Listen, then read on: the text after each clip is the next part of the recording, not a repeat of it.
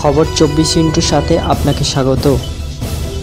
নতুন নতুন খবর জানার জন্য আমাদের চ্যানেলে চোখ রাখুন। নমস্কার, খবর 24/7 আপনাদের স্বাগত।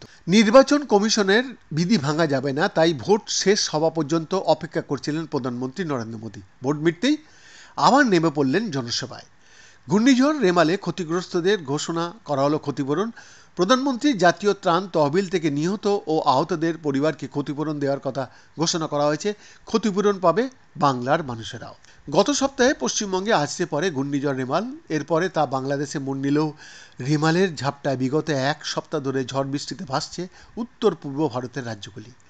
অসমে বন্যা পরিস্থিতির সৃষ্টি হয়েছে। মেঘালয়, মিজোরাম, মণিপুরেও ঝড় বৃষ্টির জেরে একাধিক জায়গায় ধস নেমেছে। বাড়ি চাপা পড়ে বহু মানুষের মৃত্যু হয়েছে, নিখোঁজ অনেকেই। রবিবারই ঘূর্ণিঝড় পরিস্থিতি নিয়ে পর্যালোচনায় বসেছিলেন প্রধানমন্ত্রী নরেন্দ্র মোদী। এদিকে শুক্রবারই প্রধানমন্ত্রী ত্রাণ তহবিল থেকে বাংলা ও উত্তর পূর্বের রাজ্যগুলিতে ঘূর্ণিঝড় রেমালের জেরে মৃতদের পরিবার পিছু 2 লক্ষ টাকা ও আহতদের পরিবার পিছু 50,000 টাকা ক্ষতিপূরণের কথা ঘোষণা করা হয়েছে।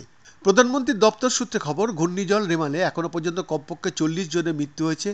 2 লক্ষেরও বেশি মানুষ ক্ষতিগ্রস্ত হয়েছে। পশ্চিমবঙ্গ, অসম, মেঘালয়, মণিপুর, মিজোরাম ও ত্রিপুরায় ঘূর্ণিঝড়ে ক্ষতিগ্রস্তদের সরকারি ত্রাণ তহবিল থেকে ক্ষতিপূরণ দেওয়া হবে।